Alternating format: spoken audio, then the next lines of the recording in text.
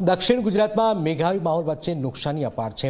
દમણના દરિયાકાંઠે લાંગરેલી બોટને વ્યાપક નુકસાન થયું છે। મોટી દમણ જેટી પર બાંધેલી 5 થી 6 બોટને નુકસાન થયું છે। માછીમારી માટે હાલ પ્રતિબંધ હોવાથી લાંગરેલી આ બોટ છે જેને પણ નુકસાન પહોંચ્યું છે।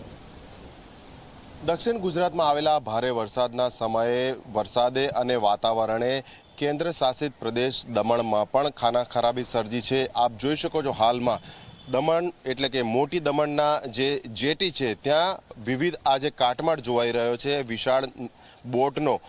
2 દિવસ પહેલા અતિ ભારે વરસાદ અને વાવાઝોડું અહીંયા આવ્યું હતું અને તે સમયે આ તમામ બોટ અહીંયા કિનારા ઉપર જ બાંધીને લાંગરવામાં આવી હતી, પરંતુ કુદરતની જે થપાટ હતી તે આ બોટ સહન નથી કરી શકી। પરિણામે આપ જોઈ શકો છો બિલકુલ ચકનાચૂર થઈ ગઈ છે આ બોટ જે બાંધેલી હતી। એક નહીં પરંતુ 4 થી 5 જેટલી નાની મોટી બોટ છે। હાલ જે દ્રશ્યો જોઈ શકો છો તે વિશાળ બોટ હતી કે જેનો ઉપયોગ માછીમારી માટે અહીંના સ્થાનિક લોકો કરતા હોય છે, પરંતુ કુદરતની સામે આ બોટ પણ ટકી શકી નથી। એટલે એ વખતે શું પરિસ્થિતિ હતી તે માટે અહીં એક સ્થાનિક બેઠેલા છે, આપણે તેમને પૂછીશું। કાકા, આ શું બન્યું? હોડીઓ કઈ રીતે તૂટી?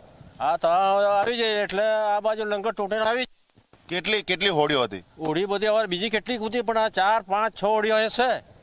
બીજા કોઈને વાગ્યું કે એવું કઈ થયું હતું? એવું તો કોઈ નહીં મળે ને, ખાલી હોડીઓ તૂટી। હા, હમણાં તો ખલાસી બધા ઘેરે હોય એટલે બોટ ખાલી જ હોય ને, એટલે માણસ તો કોઈ લાગે। વરસાદની સિઝનના કારણે ખલાસીઓ એટલે કે માછીમારો ઘરમાં હોય છે, જેથી કરીને કોઈને ઈજા નથી પહોંચી કે કોઈ જાનહાનિ નથી થઈ, પરંતુ જે પ્રમાણે તેમની હજારો લાખોની જે કિંમતી બોટ હોય છે કે જેનો ઉપયોગ એટલે કે જેનું જીવન નિર્વાહ આ બોટ થકી માછીમારી માટે થાય છે તે સંપૂર્ણ નાશ પામી છે। હવે જોવાનું એ રહે છે કે તેમને સરકાર તરફથી શું કોઈ સહાય મળે છે।